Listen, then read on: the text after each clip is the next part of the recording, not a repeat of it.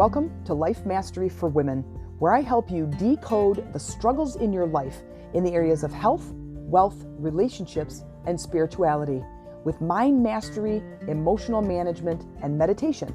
Welcome to today's podcast. Hey ladies, it's Jen Mack, Lady of the Mind. Welcome to today's episode where I hope I am finding you being and doing everything you want in life. And if you're not being and doing everything you want in your life, then it is my intention that in today's episode, I give you just one nugget of inspiration towards your transformation. So today, we're going to be talking about the order in which you get to have the things that you want. This to me is like the secret. This to me right here, this is all about personal growth and personal development at its finest. This is the foundation. So the title, Being plus Doing equals Having. Now take the thing that whatever it is you want, put it in the forefront of your mind and say, what is it that I want to have? It doesn't matter if it is an emotional thing, a physical thing, a tangible thing, a relationship, it doesn't matter, whatever it is. And put that in the front of your mind as we talk today. I think it is really important to, or let me tell a story. I remember probably 14, 15 years old, I wanted nothing more than to drive a car. And actually I was probably younger when this particular story happened. I was probably, 10 or so. But I really loved cars. My mom and my grandpa used to talk to each other about like these old cars, like 57 Chevy and these old, these old cars, 50s, 60s, right? These antique cars. And I always got a kick out of listening to them talk about it. And then I would point them out when we were in the car. I'm like, oh, look, Mom, there's, a 63 Mustang and there's a 57 Chevy and look there's an old Karmann Ghia. I used to point these things out. Anyway, I wanted to drive more than anything. And I remember being at my dad's and he had a Jeep Wrangler. And we were parked at the lady that he was dating at the time, that my parents had been divorced since I was a baby. And the lady at the time, this house down in central Michigan actually, and she had a really steep driveway. And the Jeep was parked in the driveway. And it was a manual, right? So it was a stick shift. And I remember getting in the Jeep. And she lived on a very, very, very busy road in the city of Ann Arbor, Michigan, which is a really big city. So think of it as like Chicago, if you're unfamiliar with Ann Arbor, or probably not as big as like Los Angeles or anything like that, but like San Francisco or San Diego, like big cities, right? And she lived on a really busy road. Lots of neighbors, really close, really busy. So we're outside playing, and I decide I'm going to pretend to drive. So I get in my dad's car. And it had a soft top, so the doors were really light and the windows were plastic, and it was yellow. And I remember getting in the car and I'm like, making all this noise and driving the car, and I have my hands on the steering wheel, and I was like pretending to beep the horn. And my dad and his girlfriend at the time were in the house. My brother is outside the house with me, but he's not in the car with me. Anyway, so I don't know if you know anything about stick shifts, but when you push the clutch in, it's like putting the car in neutral and the car starts moving. So I push the clutch in and the car goes from dead stop to very quickly rolling down the driveway out into this major road. Immediately I go from this is really fun to holy crap, I'm about to be killed because of the major road that is behind me as I'm moving swiftly in reverse as probably a 10-year-old rolling the car down the driveway. And it happened so fast, I wasn't sure what to do. Thankfully, I just took my foot back off the clutch and the car came to a screeching halt in this driveway. And thankfully, the car was not like across the sidewalk or out in the road. I mean, something seriously dangerous could have happened, right? I could have definitely have caused an accident or gotten hurt or hurt somebody else or whatever. So I was absolutely terrified. So I get out of the car. I don't say anything. I just go in the house and I go upstairs. I just go upstairs to the room that I was staying in. And I didn't say a single thing to a single person until just recently. I was at just like a little family gathering. My dad was there and he mentioned that Jeep. And he goes, do you remember the Jeep that I used to have and that yellow? And I'm like, yeah, I remember that. I said, actually, I remember backing that out of Karen's driveway. And he's like, what? And I said, do you remember we used to park in her driveway? And it was, I was on 7th Street. And I said, do you remember? And her driveway was really steep. And he's like, yeah. And I said, well, I had gotten in the car and I did this thing and I pushed the clutch in. It started rolling down. I said, it was really scary and whatever. He goes, I didn't know that. I'm like, well, of course I didn't tell you because I didn't want to get in trouble. My point to telling you this story, though, in order to have something, there needs to be things done in a certain order that allows you to have the thing very easily. So remember the thing that I told you, like I wanted to have a car. I wanted to be able to drive a car, but I can't just get in a car and start maneuvering things. I have to learn things, right? I have to become a different person. I have to become smarter in the area of driving a car, right? I can't just get in a car, right? You just can't, I mean, you can, but it's going to be quite dangerous. The consequences are going to be dangerous, right? In most cases. So now take the thing that you want. And it's at the end of the equation. You want happiness, let's say. You want a successful relationship. You want a 6-figure business. You want to lose weight. You want to be thin and fit and sexy, whatever your thing is. And now go back. You have it at the end of the equation, at the right side of the equal sign. Now go back to the beginning and ask yourself these questions. Who do I have to become in order to have that thing? So when I had my boot camp, my outdoor boot camp, I was a personal trainer and I ran this outdoor boot camp. And I remember a lot of people saying to me, I just want to lose weight. I just want to lose 30 pounds. I just want to fit in my jeans. I just want to be sexier. I just want to whatever. Yep, you want part of the equation. So then the next part that's in the middle is the doing, which sometimes is the easy part. We kind of do the equation backwards normally, what I find with most of the people that I work with, most of the clients I've worked with, most of the people that were in my boot camp, most of the clients I work now, that I just want peace. I just want a great relationship. I just want a better job. Okay, so you're not just going to get those things. This is what forces growth. This is what forces our spirit to expand. We can't expand unless we are willing to do the inner work and then do the outer work. If you've heard my podcast before, you are understanding that there's this inner shift that has to happen first in order for the outside to take shape. But what we do is we find this thing that we want, then we start moving through the equation backwards, and then we say, okay, what physical thing do I need to do in order to get that thing? So I'm going to go to the gym, I'm going to work my ass off, I'm going to join a class, I'm going to do this boot camp, I'm going to hire a personal trainer, I'm going to stop eating this and start eating that, I'm going to drink more water, whatever. And what ends up happening, unless your internal energy starts shifting, not much changes on the having side. I would have people come to my class 4 times a week, pretend to do all the work and whatever, but their internal energy is still crappy. Their internal energy is still associated with that person who's overweight, that person who has an eating disorder, that person who is emotionally eating, okay? Or just simply eating all the wrong foods. So when you find out, when you go back to the beginning, you say, who do I have to become?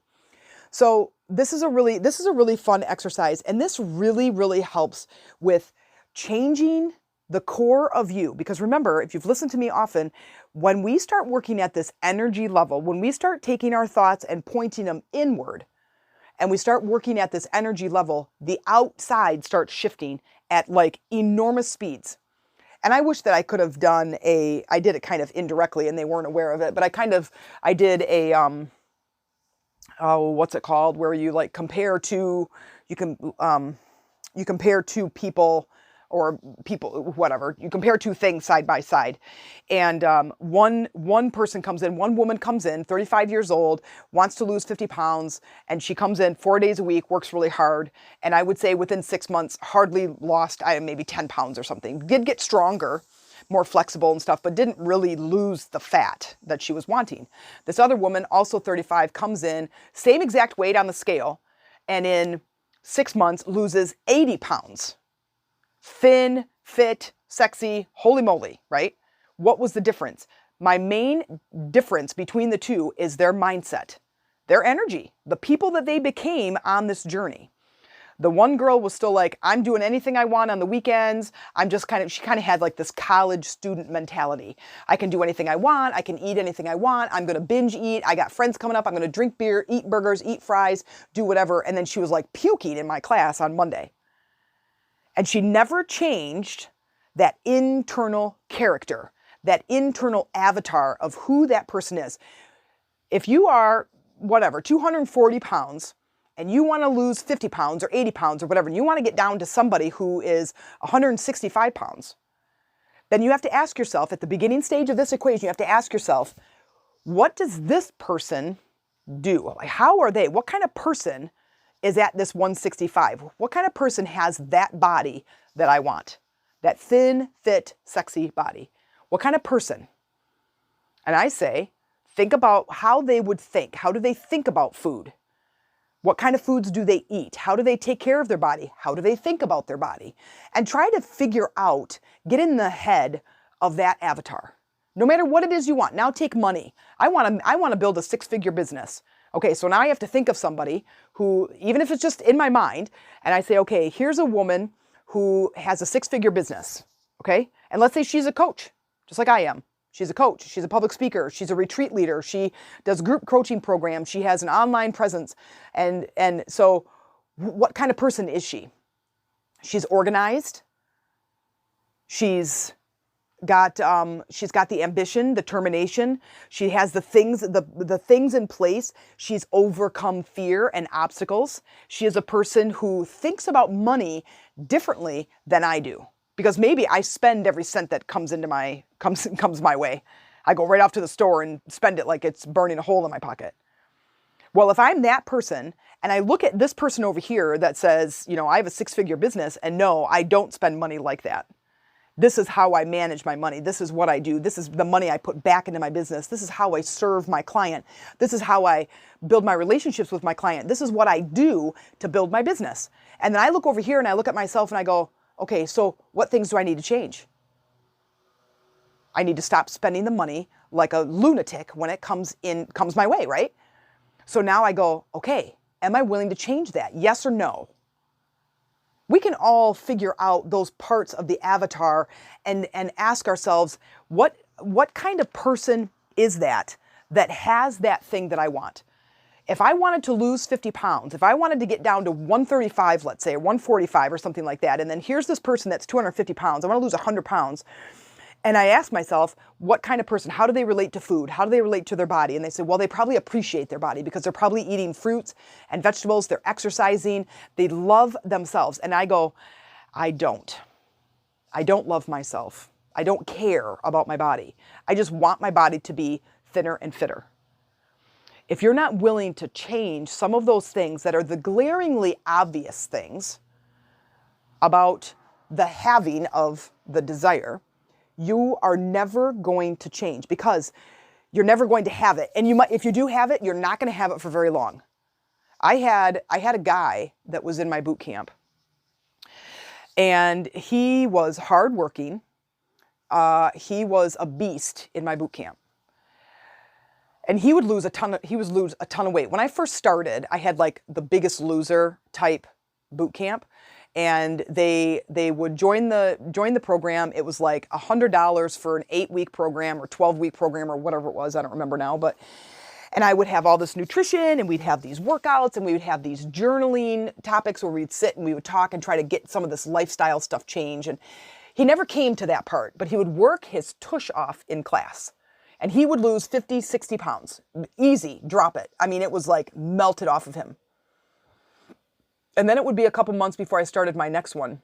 And he would win. He would win the Biggest Loser. So he would win money, and he would win a free membership to the gym, and he would win free coaching with me or whatever was on the table to win.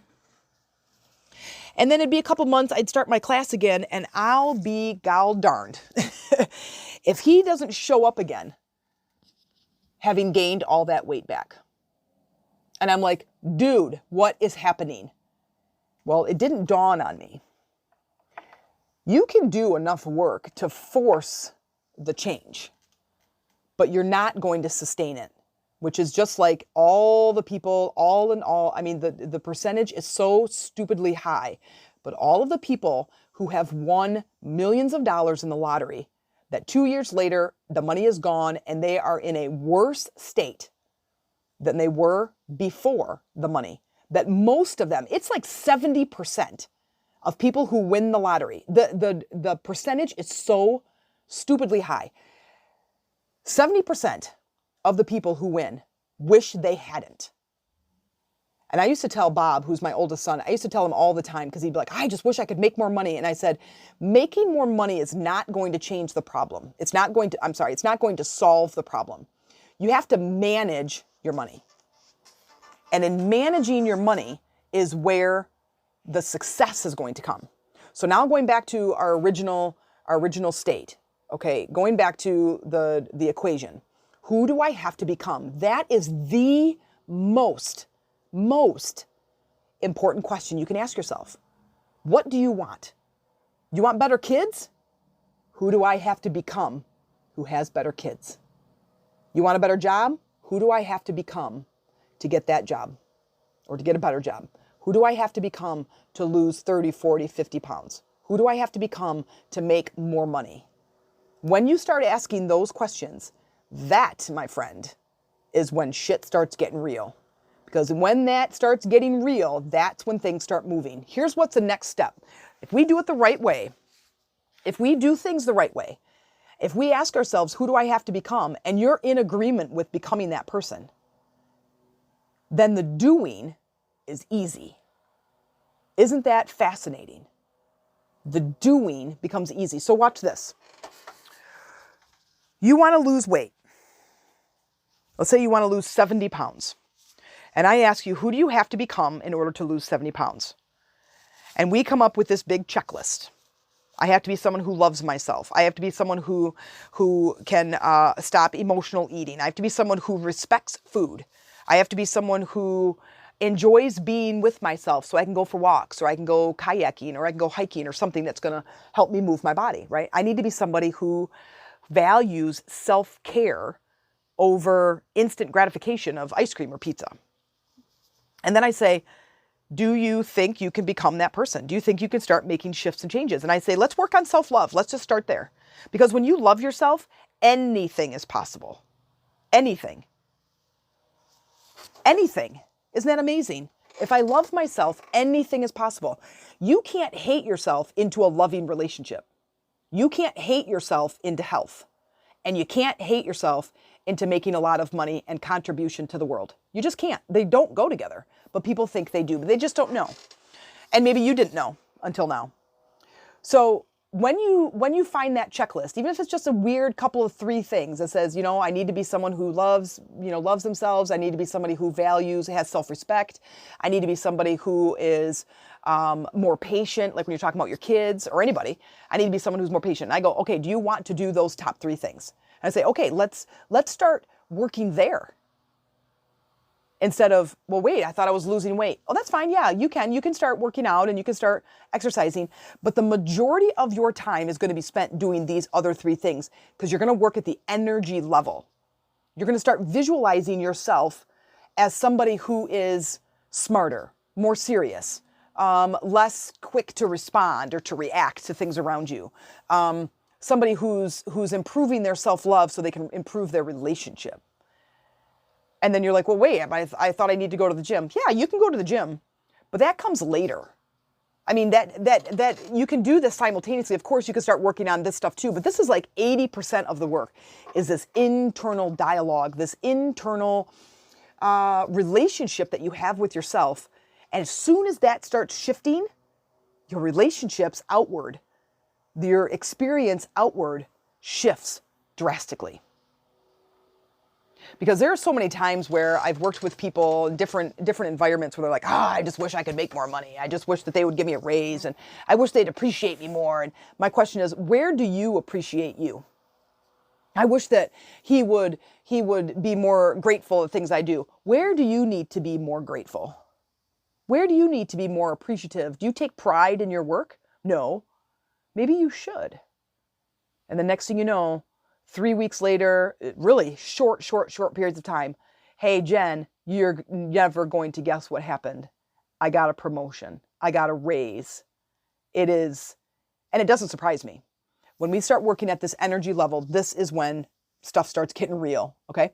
Now, the doing becomes easy. It becomes fun. It becomes in alignment. You're in the flow. Life force energy can move through you easily. And things just start to unfold. Relationships start just getting smoother. Hey, we haven't argued in a week. Man, I'm like completely patient with my kids. Wow, I don't have to hardly look anywhere, and I'm like getting money is coming at me from all directions. And it is very interesting how it starts shifting. So the doing becomes kind of a byproduct of the being. And then go a step further once you start doing, because you can't just lay on the couch and start imagining and visualizing yourself, being smart, being funny, being more serious, being in alignment, being more loving. You can do that all day long. But if there's no real doing, you're not really taking action. You're still yelling at your kids. You're still arguing with your partner. You're still being a dink at your work. The having, you're obstructing your own path. You just are going out and throwing a big boulder in front of your own path. And so when you are truly, truly, truly in alignment, the doing starts to come naturally. You just find yourself going for a walk in the morning because it just feels like that's a good idea. I'm just finding myself signing up for a membership at the gym, or going to a meetup where people are going to be kayaking across the lake and then swimming for the afternoon. You just find yourself in the backyard playing with your kids. You just find yourself in intimate moments with your spouse. And you're like, oh my God, what the frick? Like, what are we doing? We haven't had sex in 2 months. What's happening? Oh my God, I haven't taken my kids to the beach in 2 years. Like, this is fun, right? And then the end result, again, byproduct of these two things, is the having. Now I have a great family. Now I have a successful relationship. I have peace in my life. I have more money. So this is a lot of fun. So be easy on yourself as you start to do this. And my homework for you, I invite you to journal about this. Write the equation, which is the same title as the name of the podcast. Being plus doing equals having. And write that at the top of the page. And then write your goal at the top. I want more peace. I want more sex. I want more money. I want a better job. I want a better partner. I want a bigger house. Whatever it is you have, whatever you want. And then start asking yourselves, who do I have to become in order to have this? Who do I have to become? Where do I need to focus my energy? And if you can get quiet, you can start tapping into your introspection, your higher self, for guidance and support that will help you get these things. It's amazing. It's absolutely amazing. That's why I say start journaling, brainstorm, and then take your list and pick out a couple of things that says, oh, okay, I need more self-love. I need to be more patient. I need to maybe be smarter. You want a different job? You want management? I need to look at things a little bit different. I need to manage my money. And then pick those top 3 out and then ask yourself, do I want to learn this skill? Do I want to learn how to love myself more? And it might take a little bit of time. It might take some, quote, energy coaching, which is what I do. And I'm doing it in my upcoming brand new powerful group coaching program, or my sister circles. So check it out. If you're at this stage and you're like, okay, Jen, I got my list, but I have no freaking idea how to improve my self-love, or how to improve my relationship with myself, or how to make more money. I have no idea how to do that. You come to our sister circle. Go to Facebook, go to Lady Rising, type in, I came in through the podcast. And then when you get in there, ask on the wall, how do I become smarter? How do I align with more money? How do I align with better love? How do I align with losing weight? Whatever it is, you ask that question and we will talk about it in our next sister circle call. That's how cool this community is. It's just like those communities thousands of years ago where women were just parts of villages. They were part of community, the whole thing. It was this living in this community, and everybody supported everybody. And the women would get together regularly and talk about the stuff that was going on in their lives. When the young girls were starting their periods, when the older girls were getting pregnant, when somebody, even the elders, when they would lose their partner, when they would go through a death in the family, they had this support and this community, and that's what I'm creating. So whatever it is you're working on, bring it to the sister call. Make a post about it, and we'll talk about it. And I will help you and will guide you into that introspection and to make your intuition just a little bit stronger, a little bit clearer, so you can tap into the collective energy. You can tap into source energy, your higher self, and gain a perspective that starts beginning to shift your life. That is what I'm talking about. And it becomes magical. So when you're done and you come up with those 3 things and you say, okay, am I willing to do that? And the answer is yes. And then now start doing it. If you know how to, start visualizing, start meditating. And if any of these things you don't know how to do, that's exactly what we're going to be learning in the group coaching program. So if you're interested, send me a message, send me a friend request, go to one of my groups and type in, hey, how do I get in your group coaching program? I will show you.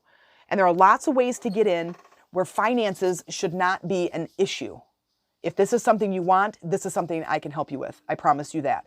In 90 days, I'm helping women to remove those blocks that are getting in the way so they can get to the having part. I'm helping you through the equation, right? You are going to get to the other side of that 90 days and be like, oh my God, she did it. Jen helped me. I created the community to allow you to tap into your intuition to get the results you're looking for. I promise you. I promise. And that's the power of the community, and it's the power of 20 plus years of my education in working with energy and personal development. And I promise you, you will get the results that you're looking for. And if you can't, then we won't be a good fit. But we'll have a conversation before you come into the group coaching program to make sure that I can deliver and help you get the things that you want in that program and in that short period of time. And then when you're done with that, then it's the doing. So what are some of the action steps that you can take? What are some of the action steps I can take? I want to lose weight. Okay, so I need to be someone with self-love. Okay, I'm going to start working on that. I'm going to reach out to Jen. I'm going to join the Lady Rising. I'm going to join her sister group. I'm going to ask these questions. And I'm going to join a sister call, and I'm going to get some answers. And now I got some steps because we're going to talk about it, right? Now I have some steps. Now what's the doing? Hey, I know. I would meditate. I would do some self-care stuff that really, really fills my bucket, that feels really good. And I'm going to do those things, right? And then you're going to have the support of our group, because when change happens, we can't always do that kind of change on our own. Sometimes, but not always. And sometimes you do need the support. That's why we're here. Okay. So I think you have your homework cut out for you. I really encourage you to do the journaling. I encourage you to look at, I always say this, like look back at your life and kind of take a snapshot. Where am I? Where am I going? Who do I have to become? What do I have to do? And start moving, start going. And when you need that support, please reach out. We are here for you no matter what. We have a community. We have the space for you to become, to be yourself, but then to become the woman that you want to. I look forward to seeing you on the next call.